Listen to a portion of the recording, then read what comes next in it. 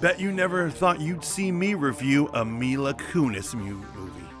Mean either. Welcome to Voice of the Fat Mantis and my review of The Luckiest Girl Alive, only on Netflix. Yes, I never thought I'd be reviewing this either, but that's the best part of my bonus videos of the week. It allows me to actually talk about other movies that just aren't weekly genre stuff that you find on streaming. I actually like things other than Game of Thrones or Marvel content. It is my pleasure to actually bring this review because I felt passionate about it. It starts on Netflix and it almost feels like it's a Lifetime television movie.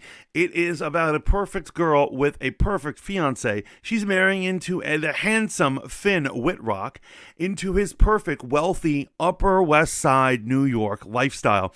And she keeps narrating that she believes that she is an imposter, a faker, and doesn't belong there at all.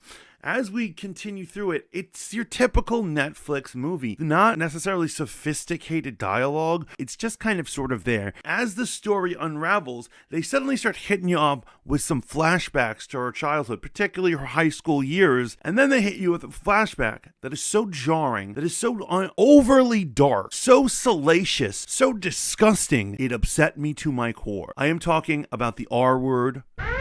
Trigger warning. And it's such a graphic scene. It might be the most graphic R-word scene I've ever seen.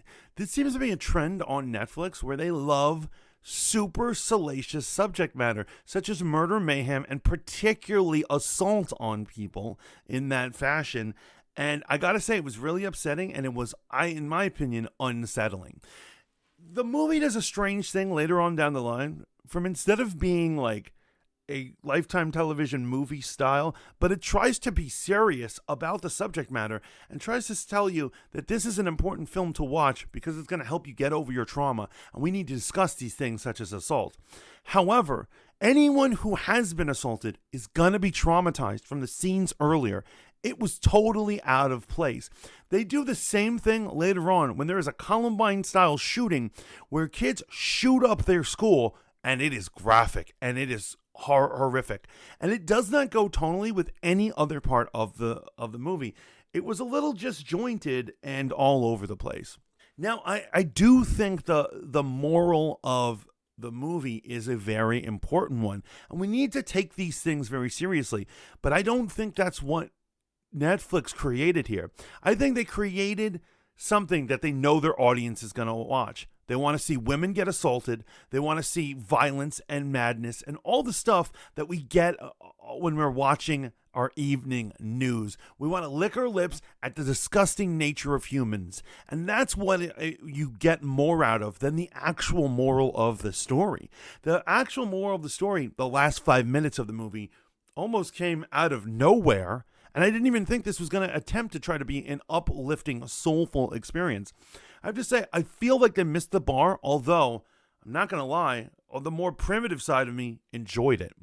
Why? Because parts of it have things to do with revenge and savagery and humans' inhumanity to other humans, and that's what we want in our drama. You're going to absolutely get that. But strangely enough, they want you to take it extremely serious by the end of the film. Now, in it, I love Mila Kunis. She's not in enough movies, and I actually think that she did a great job here. And her younger counterpart, the actress's name, totally, I'm blanking on that. I'm sorry, dear.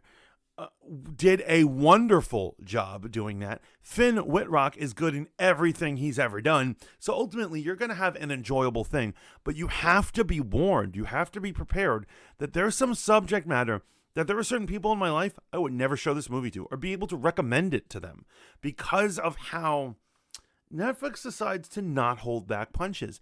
Their history of showing content that has to do with assault, things like 13 Reasons Why or 365 Days, is just kind of appalling at this point. And I think I've reached kind of my limit of dealing with these people.